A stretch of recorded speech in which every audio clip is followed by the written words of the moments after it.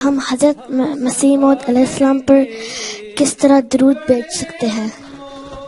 درود حضرت مسیح موعود علیہ السلام جو تم کہتے ہو، تو جب حضرت صلی اللہ علیہ وسلم پہ درود بھیجتے ہو نا،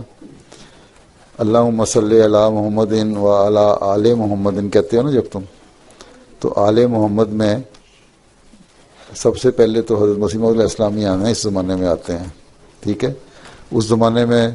آل محمد میں سارے مسلمان، پہلے حضرت صلی اللہ علیہ وسلم کے خونی رشتے بھی آل محمد ہیں، پھر مسلمان بھی آل محمد ہیں، لیکن حضرت صلی اللہ علیہ وسلم نے حضرت مسیح علیہ السلام کو بھی فرمایا ہے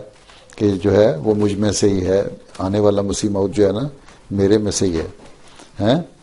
اور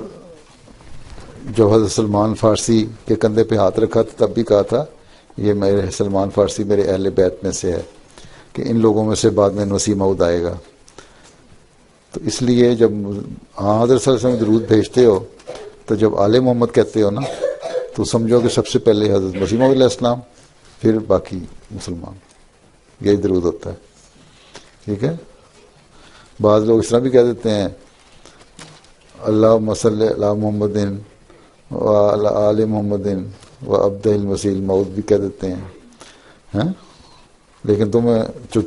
درود بھیجتی ہو وسلم پہ، تو وسلم پہ آل کے مجھے درود بھیجنے کے لیے مسیح موعود علیہ السلام کا بھی ذہن میں لے آؤ خیال،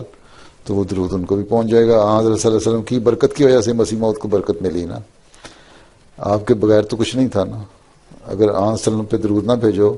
تو مسیح موعود کو بھی درود کوئی فائدہ نہیں۔ حضرت صلی اللہ علیہ وسلم کو درود پہنچتا ہے تو وہ مسیح موعود کو بھی پہنچ جاتا ہے، تو ان کی برکت کی وجہ سے، رسول کریم صلی اللہ علیہ وسلم کی وجہ سے، ٹھیک۔